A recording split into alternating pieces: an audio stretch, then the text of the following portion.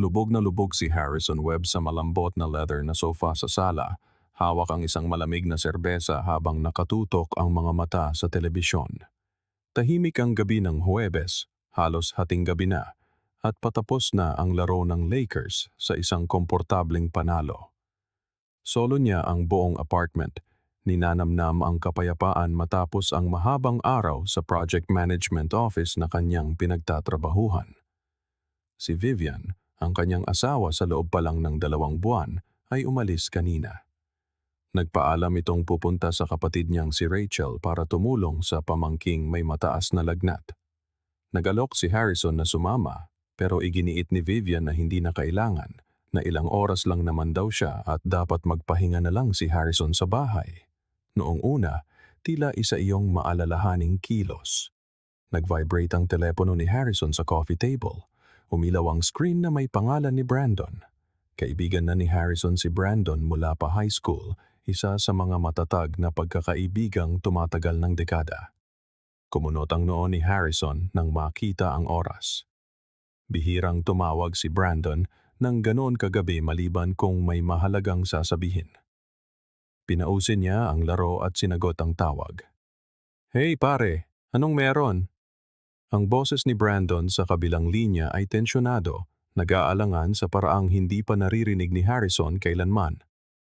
"Harry, pare nandito ako sa Apex Club at putya, hindi ko alam kung paano ko to sasabihin sa'yo." Automatikong kumabog ang dibdib ni Harrison. May kung ano sa tono ni Brandon na nagsasabing may problema. "Diretsuhin mo na ako, Brandon." "Ano yon?" "Nandito asawa mo.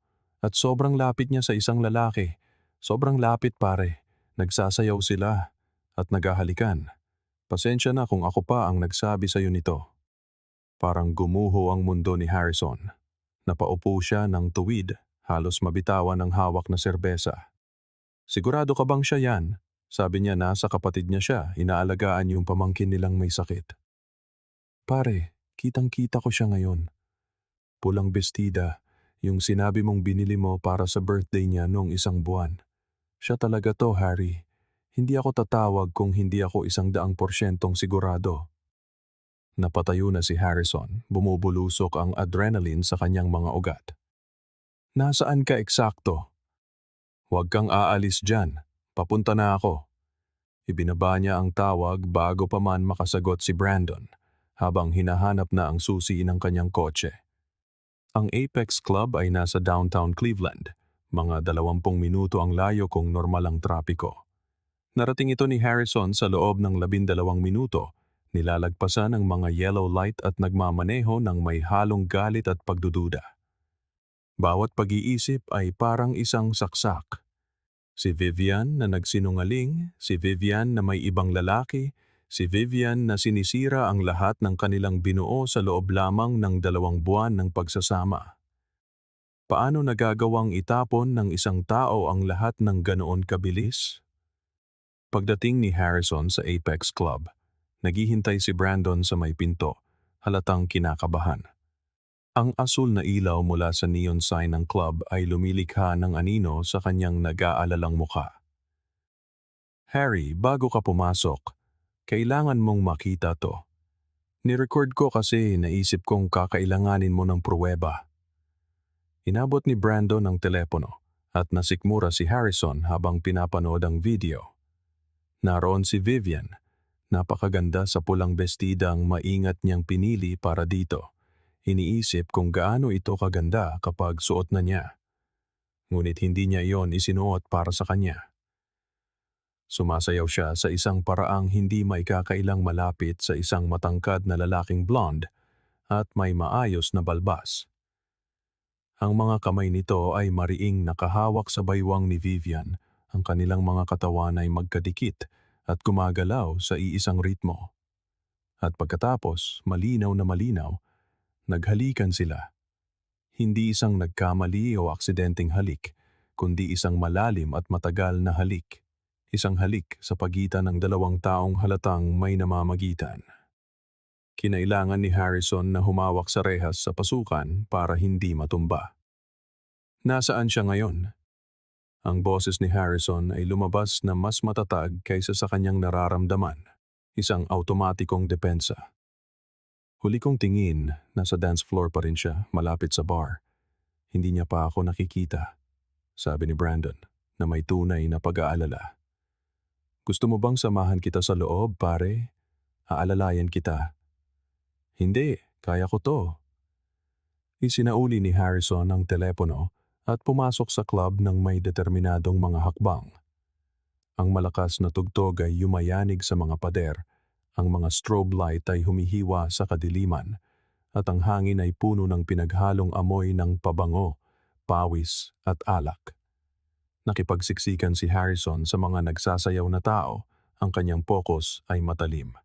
At pagkatapos ay nakita niya siya. Naroon si Vivian, nagniningning at nakangiti, lubos na nawawala sa sandali kasama ang lalaking blonde. Ang isang kamay niya ay nakapatong sa dibdib nito, habang ang isa ay may hawak na kopita ng champagne. Hindi lang sila basta nagsasayaw, nasa sarili silang mundo, walang pakialam sa kanilang paligid. May ibinulong ang lalaki sa tainga ni Vivian at tumawa ito, itinaas ang ulo. Ang parehong tawa na kilalang-kilala ni Harrison. Ang parehong tawa na ibinigay nito noong araw ng kanilang kasal. Naglakad si Harrison papalapit sa kanila. Huminto nang wala pang 1 metro ang layo.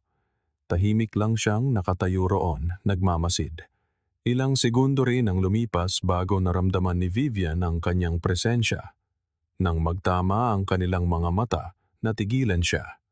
Ang kulay ay literal na nawala sa kanyang mukha. Ang kanyang ngiti ay biglang naglaho. Halos mabitawan niya ang kopita ng champagne. Harrison! Ang kanyang boses ay isang matinis na sigaw sa gitna ng malakas na musika, puno ng takot. Agad siyang lumayo sa lalaking blonde. Anong ginagawa mo rito? Halos matawa si Harrison sa kabalintunaan ng tanong. Ako? Anong ginagawa ko rito? Bawat salita niya ay tumutulo sa panunuya. Bakit hindi mo ipaliwanag kung anong ginagawa mo rito, Vivian? Akala ko ba kailangan ng kapatid mo ng tulong para sa pamangkin niyang may sakit? O kasinungalingan din ba yon? Ang lalaking blonde, na napagtantong nasa gitna siya ng isang sumasabog na drama ng mag-asawa, ay sinubukang dahan-dahang umalis, ngunit hinawakan ni Harrison ang kanyang braso. Hindi mahigpit, ngunit sapat para mapigilan siya. Hindi. Dito ka lang. Gusto kong maintindihan ng lahat ang buong sitwasyon. Sadyang lumingon si Harrison sa paligid. Maraming tao sa malapit ang tumigil na sa pagsasayaw at nanonood na sa komprontasyon. Hayaan ninyong ipaliwanag ko sa lahat ang nangyayari. Ito ang asawa ko, si Vivian. Ikinasal kami eksaktong 2 buwan na ang nakalipas. 2 buwan. At ngayon sinabi niya sa aking aalagaan niya ang pamangkin niyang may sakit. Pero sa halip, nandito siya sa club na ito, nakadikit sa lalaking to. Interesante, di ba? Biglang humagulgol si Vivian. Baby, hindi to tulad ng iniisip mo. Kaya kong ipaliwanag. Hindi tulad ng iniisip ko? Kinuha ni Harrison ang telepono ni Brandon mula sa kanyang bulsa, na bukas pa rin sa video, at ipinakita ito sa kanya. Kung gayon, ipaliwanag mo sa akin kung ano ang itsura nito sa iyo, Vivian. Kasi sa akin, ang itsura nito ay ang 2 buwan ko pa lang na asawa na nakikipaghalikan sa ibang lalaki sa isang club habang dapat ay nag-aalaga siya ng pamilya. Pero baka mali ako. Baka ibang tao lang yan na kamukha mo at suot ang bestida mo. Ang lalaking blonde, halatang hindi komportable at nais na lang maglaho, ay sinubukang ipagtanggol ang sarili. Pare, hindi ko alam na kasal na siya.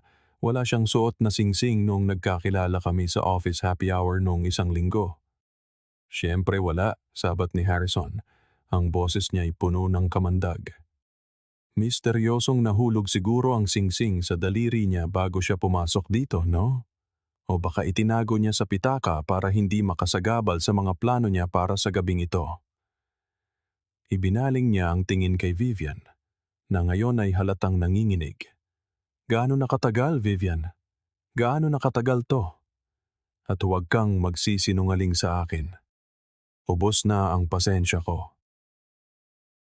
Isang malakas na hikbi ang kumawala kay Vivian, pinupunasan ang muka ng nanginginig na mga kamay. Ilang linggo na. Sa wakas ay bulong niya, halos hindi marinig. Nakilala ko si Dylan sa isang work happy hour at nagsimula kaming mag-usap at, Dylan, inulit ni Harrison ang pangalan na parang may mapait na lasa sa kanyang bibig. So, sinasabi mo sa akin na hindi pa natutuyo ang tinta sa marriage certificate natin ay may kalokohan ka ng ginagawa? Hindi pa nga tayo tapos mag-unpack mula sa honeymoon natin, may nakapila ka ng iba? Ang katotohanan ay mas malala pa sa kanyang inaakala. Umatras si Harrison, lumikha ng pisikal na distansya na parabang nakakahawa ang pagiging malapit nito. Alam mo kung ano ang pinakamalungkot sa lahat ng ito, Vivian? Hindi yung mismong katrayduran, kundi yung naniwala talaga ako sa'yo. Naniwala ako noong sinabi mong mahal mo ako, na gusto mong bumuo ng buhay kasama ko. Naalala mo noong umiyak ka sa altar at sinabi mong iyon ang pinakamasayang araw ng buhay mo? Naniwala ako. Ang tanga ko, no? Sinubukan ni Vivian na lumapit, iniabot ang kanyang mga kamay. Harrison, pakiusap, makinig ka sa akin. Nagkamali ako ng malaki, alam ko, pero mahal talaga kita. Katangahan lang to, isang sandali ng kahinaan. Hindi. Ang boses ni Harrison ay humiwa sa hangin na parang isang matalim na talim. Huwag mo akong hawakan. Ginawa mo na ang pagpili mo ngayong gabi noong nagpasya kang pumunta rito sa halip na nandoon ka kung saan mo sinabing pupunta ka. Noong pinili mong isuot yang bestidang binili ko para sa'yo para mapahanga ang ibang lalaki. Noong pinili mong magsinungaling sa akin, sa kapatid mo, sa lahat. Tumingin si Harrison kay Dylan na parang hinihiling na lamunin na lang siya ng sahig. Sa'yo na siya, pare. Seryoso. Sa'yo na siya ngayon. Good luck. Kakailanganin mo yan. At heto ang payo ko. Laging mong i-check ang telepono niya. Kasi mukhang hindi siya kayang maging tapat kahit 2 buwan lang. Tumalikod siya para umalis. Ngunit hindi bago magsalita ng malakas para marinig ng lahat ng usisero. Sige mga kaibigan, tapos na ang palabas. Isa na namang kasal na sinira ng isang asawang hindi kayang maging matino kahit 2 buwan lang. Ipagpatuloy nyo na ang gabi nyo. Ang pampublikong kahihiyan ay dagli at nakawasak para kay Vivian na napahagulgol habang 2 dosenang mapanghusgang mga mata ang nakatingin sa kanya. Ang iba ay naglabas ng kanilang mga telepono, marahil para mag-record o kumuha ng litrato. Si Vivian ang naging panoorin ng gabing iyon. Mabilis na umalis si Harrison sa club, hinabol siya ni Brandon. Harry, teka, okay ka lang bang magmaneho? Hindi, pero magiging okay rin. Huminto si Harrison sa parking lot, nanginginig ang mga kamay dahil sa adrenaline at galit. Huminga siya ng malalim. Sinusubukang kumalma.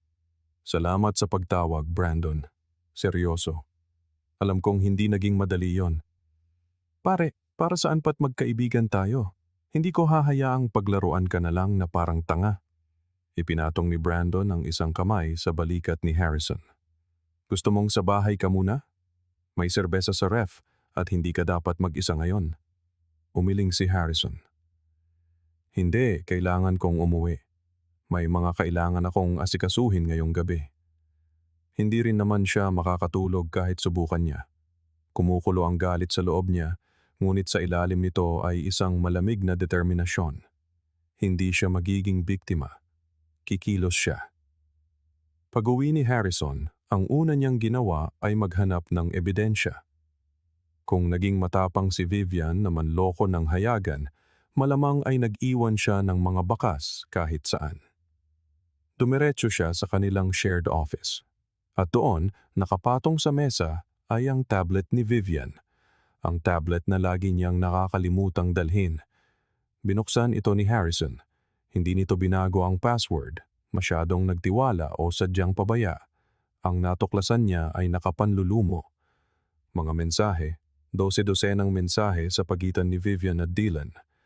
Binasa niya ang buong usapan, bawat mensahe ay isang panibagong saksak. Dylan, hindi ka maalis sa isip ko. Kita tayo pagkatapos ng trabaho? Maglalate si Harrison sa opisina ngayon. Alam kong mali ito, pero kapag kasama kita, pakiramdam ko buhay na buhay ako ulit. At ang pinakamasakit sa lahat, na may petsang 1 linggo na ang nakalipas. Minsan iniisip ko kung nagpakasal ako sa maling tao. Si Harrison, stable siya, maganda ang trabaho, magiging mabuting provider. Pero ikaw, pinaparamdam mo sa akin ang mga bagay na hindi ko nararamdaman sa kanya. Para siyang sinuntok sa sikmura. So, ganun lang pala yon. Siya lang ang ligtas na pagpipilian, ang stable na lalaki, habang si Dylan ang kapana-panabik na abentura. Siya ang masipag na tangang nagbabayad ng mga bayarin habang nagpapakasaya si Vivian. Kumuha ng screenshot si Harrison ng lahat, i-email sa kanyang sarili at isave sa cloud. Ebidensya, kakailanganin niya ito. Halos 3:00 na ng madaling araw nang matapos siya. Nasa kanya na ang lahat. Mga mensahe, mga litratong nagpapahiwatig ng kanilang relasyon, pati na ang mga location record mula sa telepono ni Vivian na nagpapakitang nakapunta na ito sa apartment ni Dylan nang hindi bababa sa 5 beses sa nakalipas na 3 linggo habang nagpapaalam na nasa ibang lugar. Bawat kasinungalingan ay dokumentado. Hindi natulog si Harrison ng gabing iyon. Pagsapit ng 7:00 ng Biyernes ng umaga, tinatawagan na niya si Richard Chen, isang abogado sa diborsyo na ginamit ng kanyang ama sa sarili nitong mahirap na paghihiwalay. Personal na sumagot si Richard, kahit maaga pa. Harrison Webb? Anak ni Thomas Webb? Opo, sir. Kailangan kong mag-schedule ng isang agarang konsultasyon. Gusto kong magsampa ng diborsyo ngayon kung maaari. Naiintindihan ko. Hayaan mong tingnan ko ang aking schedule. Pwede ka ba ng 9:00? Dalhin mo lahat ng ebidensyang hawak mo. Eksaktong 9:00, nasa law office na si Harrison. May dalang flash drive na puno ng mga screenshot, video at dokumento. Nakikinig lang si Richard sa buong kwento nang hindi sumasabat. Mayroon kang napakatibay na kaso, sa wakas ay sabi ni Richard. Napatunayang pangangalo niya, bagong kasal na walang anak. Malinaw na ebidensya ng panlilinlang. Dito sa Ohio, magiging mabigat yan pabor sa'yo. Tungkol naman sa hatian ng ari-arian, ang bahay na tinitirhan namin ay sa akin na bago pa kami ikasal. Binili ko ito gamit ang perang pinagbentahan ng ari-ariang minana ko sa aking lolo. Nakapangalan lang ito sa akin. Tumango si Richard ng may pagsang-ayon. Magaling. Hiwalay na ari-arian yan, hindi conjugal. Wala siyang makukuha dyan. Paano naman ang mga joint accounts? Mayroon kaming joint checking account na binuksan namin pagkatapos ng kasal, pero karamihan ng pera doon ay galing sa akin. At isang joint credit card na ginagamit niya. Ipapayo kong isara mo agad ang card na yan at ilipat ang parte mo sa checking account sa isang bagong individual na account. Gawin mo yan ngayon. Huwag mo nang patagalin. Nagdesisyon si Richard. Ihahanda ko ang mga papeles ng diborsyo at isasampa ko ito ngayon. Base sa lahat ng ipinakita mo, wala siyang laban. Mabilis at malinis ito. Umalis si Harrison sa opisina ng abogado na, sa unang pagkakataon mula noong nakaraang gabi, pakiramdam niya ay nasa kontrol na ulit siya. Tumiretso siya sa bangko, ipinasara ang joint credit card, nagbukas ng bagong account at inilipat lahat ng kanyang pera. Pagkatapos ay umuwi siya at sinimulang ilagay sa mga maleta at kahon ang mga gamit ni Vivian. Hindi siya malupit o mapanira, mahusay lang kumilos. Gumawa si Vivian ng kanyang mga desisyon. Ngayon ay haharapin niya ang mga kahihinatnan nito. Dumating si Vivian sa bahay bandang 2:00 ng hapon. Namamaga ang mga mata sa kaiiyak. Suot pa rin ang pulang bestida mula kagabi.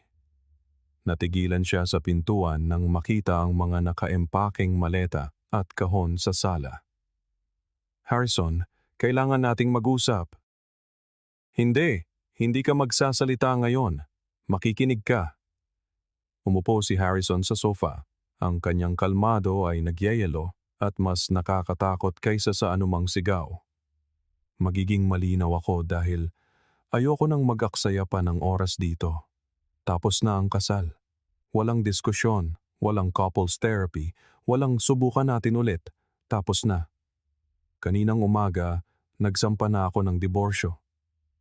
Napasuray si Vivian na parang sinampal. Harrison, pakiusap, hindi mo pwedeng gawin yan. Pwede natin tong pag-usapan. Pag-usapan? Humalakhak si Harrison nang walang bakas ng saya. Gusto mong mag-usap? Nasaan yang pagnanais mong mag-usap noong nakikipagtagpo ka kay Dylan? Noong tinetext mo siya na nagpakasal ka sa maling tao? Oo nga pala. Nakita ko lahat ng mensahe, Vivian. Bawat isa. Namutla ang mukha niya. Titiningnan mo ang tablet ko? Ang tablet mo na iniwan mong naka-unlock dito? Oh, at may kopya ako ng lahat. Bawat mensahe, bawat litrato, bawat dokumentadong kasinungalingan. Kaya wag mong subukang magpanggap na pagkakamali lang to o minsan lang nangyari. Ilang linggo na tong nangyayari, halos mula pa noong simula ng pagsasama natin. Napaluhod si Vivian sa sahig, humahagulgol. Patawarin mo ako, Harrison. Sincere ako. Sinira ko ang lahat. Hindi ko alam kung anong pumasok sa isip ko. Sasabihin ko sa iyo kung anong pumasok sa isip mo. Tumayo si Harrison, nakatingin sa kanya mula sa itaas. Makasarili ka, gusto mo ng seguridad at ng kasiyahan ng sabay. Gusto mo ng isang stable na asawa na magbabayad ng mga bayarin at isang exciting na boyfriend para iparamdam sa iyong buhay ka. Gusto mong makuha ang lahat, pero alam mo kung anong nangyayari sa mga taong sakim, Vivian? Nauuwi silang walang-wala. Itinuro niya ang mga maleta. Lahat ng gamit mo nandyan na. Mayroon ka hanggang Linggo para tuluyang makaalis sa bahay na ito. Sa Lunes ng umaga, papalitan ko na ang mga kandado. Ang bahay na ito ay sa akin. Binili ng pera ko bago tayo ikasal, kaya wala kang karapatan dito. Pwede kang tumira sa mga magulang mo o sa apartment ni Dylan. Hindi ko na problema yon. Harrison, pakiusap. Pagmamakaawa niya, ngunit papunta na si Harrison sa kwarto. Tapos na ang usapan, Vivian. Kokontakin ng abogado ko ang abogado mo. At para malaman mo, ipinadala ko na rin ang lahat ng ebidensya sa HR department ng kumpanya niyo. Meron daw silang patakaran laban sa mga hindi idineklarang relasyon sa pagitan ng mga empleyado, kaya kayo ni Dylan ay magkakaroon ng maraming libreng oras sa lalong madaling panahon. Ang itsura ng matinding takot sa kanyang muka ay sanay nagbigay kasiyahan kay Harrison kung hindi lang siya pagod na pagod sa lahat. Ikinulong niya ang sarili sa kwarto at iniwan si Vivian kasama ang kanyang mga luha at mga piniling desisyon. Sa loob ng weekend, lumipat si Vivian, malamang ay bumalik sa bahay ng kanyang mga magulang. Pinalitan ni Harrison ang mga kandado noong Lunes ng umaga at hinarangan ang numero niya sa lahat ng dako. Sinubukan niyang mag-email ngunit nag-set up si Harrison ng automatikong filter. Wala nang anumang masasabi si Vivian na gusto pa niyang marinig. Ang pinakakasiya siyang balita ay dumating noong sumunod na Martes. Tumawag si Brandon. Pare, hindi ka maniniwala dito. Tinanggal sa trabaho si Dylan at delikado rin si Vivian sa trabaho niya. Paano mo nalaman? Totoong nagulat si Harrison. Pinsan ko ang nagtatrabaho sa HR department nila. May nagpadala raw ng kumpletong pakete ng ebidensya na nagpapakitang mayroon silang hindi autorisadong relasyon sa oras ng trabaho at ginamit ang mga resources ng kumpanya para mag-ayos ng mga pagkikita. Tinanggal si Dylan dahil sa misconduct. Si Vivian hindi tinanggal, pero inilipat sa ibang departamento na may mas mababang sahod at nawala ang promotion na malapit na niyang makuha. Hindi inamin ni Harrison na siya ang nagpadala ng material, ngunit nakaramdam siya ng malalim na kasiyahan. Ang mga kilos ay may katumbas na kahihinatnan. ang proseso ng diborsyo ay naging mabilis. Dahil sa lahat ng pruweba ng pangangalunya mula pa sa simula ng kasal at walang mga anak o tunay na pinagsamang ari-arian, napabilis ni Richard ang lahat. Sa loob ng 3 buwan, pinal na ito. Nanatili kay Harrison ang bahay, ang mas magandang sasakyan, at hindi na kailangang magbayad ng kahit 1 sentimo kay Vivian maliban sa pag-ako sa kalahati ng maliit na utang sa joint credit card. Wala siyang natanggap na sustento, walang hatian sa ari-arian, wala. Ang kahihiyan ni Vivian sa lipunan ay kasing tindi. Mabilis na kumalat ang kwento sa kanilang mga kaibigan. Si Brandon, nagalit pa rin sa kanyang nasaksihan, ay nagkwento sa ilang mga kaibigan at ang usap-usapan na ang gumawa ng iba pa. Nawalan ng maraming kaibigan si Vivian. Ang kanyang mabilis na pagbagsak ay isang paalala na ang mga pagpipiliang ginawa sa dilim ay palaging nahahanap ang daan patungo sa liwanag, madalas sa pinakawasak na paraan. Nang malaman ng kanilang mga kaibigan ang buong lawak ng kataksilan ni Vivian, kay Harrison sila kumampi. Sa social media, dagsaan ang mga patutsada kay Vivian, kaya't napilitan siyang isara ang lahat ng kanyang mga account. Maging ang sarili niyang pamilya ay kay Harrison pumanig. Ang ina ni Vivian, si Sandra, ay tumawag kay Harrison 1 linggo matapos ang hiwalayan. Bakas sa kanyang boses ang matinding hiya. "Harrison, hindi ko alam kung ano ang sasabihin ko. Nang ikwento sa akin ni Vivian ang ginawa niya, nasuklam ako. Hindi ko pinalaki ang anak ko para maging ganyan. Gusto kong humingi ng tawad sa iyo sa ngalan ng aming pamilya." Naantig si Harrison sa tawag. "Salamat sa pagtawag, Sandra. Pinapahalagahan ko ito, pero hindi ninyo kailangang humingi ng tawad para sa kanya. Matanda na si Vivian at gumawa siya ng sarili niyang desisyon."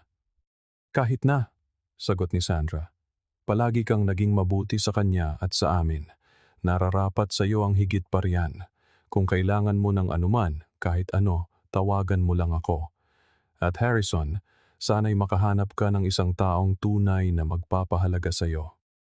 Ang relasyon ni Vivian at Dylan ay hindi tumagal kahit 1 buwan matapos silang matanggal sa trabaho. Tila ang kanilang pag-iibigan ay gumagana lamang kapag ito'y bawal at kapanapanabik, noong may halong kaba ng panganib at panlilinlang. Nang pareho na silang walang trabaho at humaharap sa tunay na resulta ng kanilang mga ginawa, mabilis na naglaho ang mahika. Iniwan siya ni Dylan, sinabing kailangan niya ng espasyo. 3 buwan matapos maisapinal ang diborsyo, malaki ang ipinagbago ng buhay ni Harrison. Ibinenta niya ang bahay na puno ng masasamang alaala at bumili ng isang modernong loft sa makasaysayang Ohio City neighborhood ng Cleveland. Ang lugar ay ganap na sa kanya, pinalamutian ayon sa kanyang gusto, walang kompromiso o masasakit na paalala. Sa trabaho, malaya mula sa emosyonal na sagabal ng isang peking pagsasama, na mayagpag si Harrison. Kinuha niya ang isang malaking proyekto at isinagawa ito ng walang kapintasan.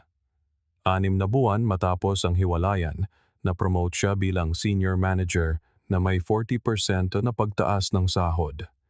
Nang maging mas matatag ang kanyang pananalapi at emosyon, nagsimulang maglakbay si Harrison.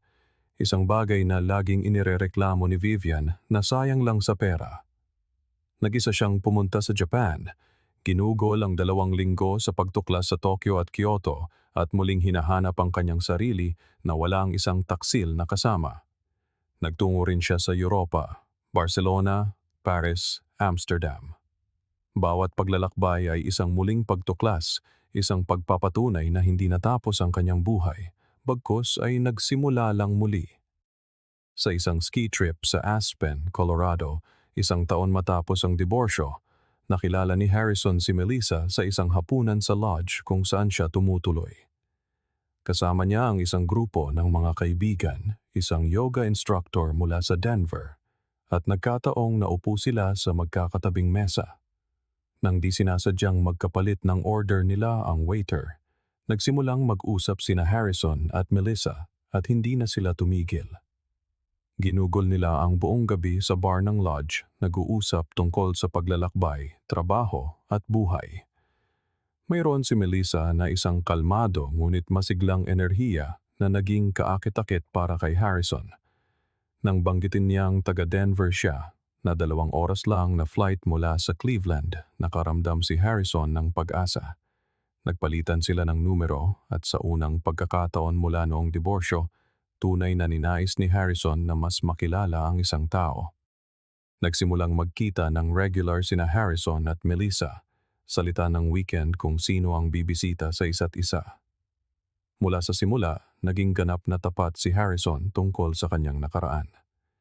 Ikinuwento niya ang tungkol kay Vivian, ang kataksilan, at kung gaano kahirap bumuo muli ng tiwala.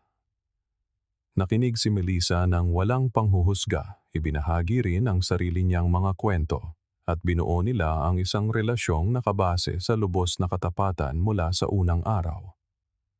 Pagkatapos ng 2 taon ng maingat at sinserong pakikipag-date, nag-propose si Harrison kay Melissa pabalik sa Aspen, sa mismong lodge kung saan sila nagkakilala.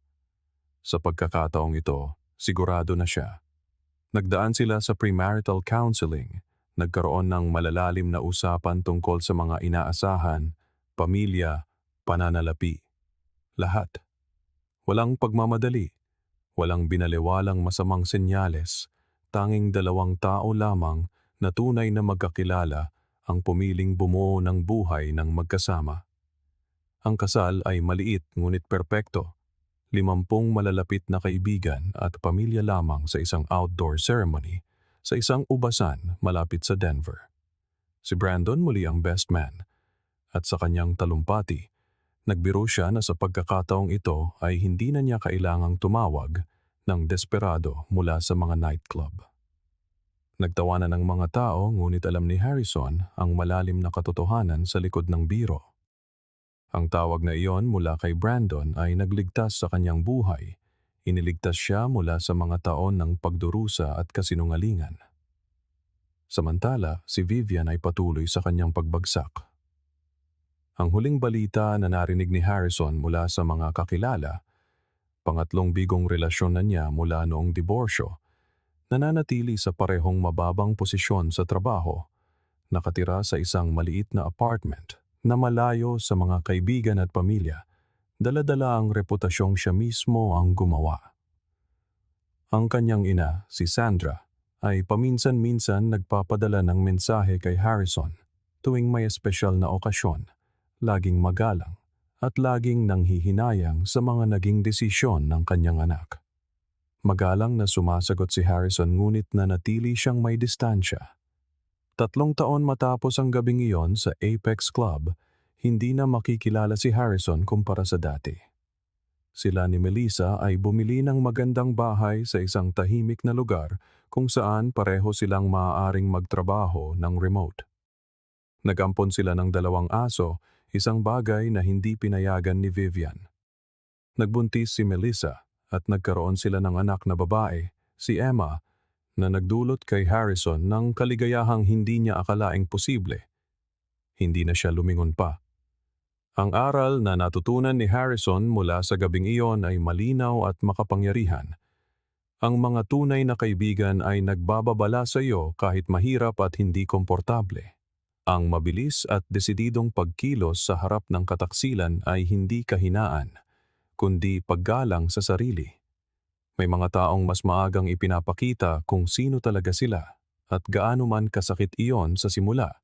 Isa itong biyaya at sa huli, posible muling magtiwala matapos ang isang kataksilan. Ngunit kung gagawin mo lamang ang kinakailangang paghilom sa sarili at makahanap ng taong tunay na karapat-dapat sa tiwalang iyon. Nanatiling matalik na kaibigan ni Harrison si Brandon, isang mapagmahal na tito sa maliit na si Emma, at madalas nilang balikan ng gabing iyon hindi dahil sa sakit, kundi dahil sa pasasalamat. Ang hindi komportableng tawag na iyon ni Brandon ay isang regalo. Iniligtas nito si Harrison mula sa mga taon ng pagdurusa na maaaring mangyari kung mas huli nang lumabas ang katotohanan, marahil kapag may mga anak na, marahil kapag mas marami nang mawawala. Natutunan ni Harrison na ang panandaliang sakit ay nagliligtas sa iyo mula sa pangmatagalang pagdurusa, na ang katotohanan ay laging mas mabuti kaysa sa komportabling kasinungalingan, at kung minsan, ang pinakamagandang ganti ay ang mamuhay ng maayos, bumuo ng tunay na kaligayahan, at hayaan na lang ang natural na bunga ng mga ginawa ng isang tao ang magsalita para sa kanila. Nawala kay Vivian ang isang mabuting lalaki, isang magandang pagsasama, isang komportabling buhay. Lahat para sa ilang sandali ng katuwaan, kasama ang isang taong itinapon lang siya nang maging pabigat na. Sa kabilang banda, nawalan si Harrison ng isang ilusyon, ngunit nagkamit ng kalinawan. Nawalan siya ng isang taksil na asawa, ngunit nakuha niya ang kalayaang makahanap ng tunay na pag-ibig. Nawalan siya ng 2 buwan ng isang pekeng pagsasama, ngunit nagkamit ng habambuhay na katotohanan at kapayapaan. At habang karga ni Harrison ang kanyang anak sa kanyang mga bisig, kasama si Melissa sa kanyang tabi at ang kanilang mga aso na tumatakbo sa bakuran ng tahanang kanilang binuo, alam niya ng buong katiyakan na siya ang nanalo. Hindi sa pamamagitan ng paghihiganti o kalupitan, kundi sa pagkakaroon lamang ng lakas ng loob na pahalagahan ang sarili upang talikuran ang isang bagay na sira at bumuo ng isang bagay na tunay na maganda sa lugar nito. Salamat sa panonood. Kung nagustuhan nyo ang kwento, huwag kalimutang mag-subscribe at i-click ang notification bell para laging updated sa mga bago nating video. Hanggang sa susunod.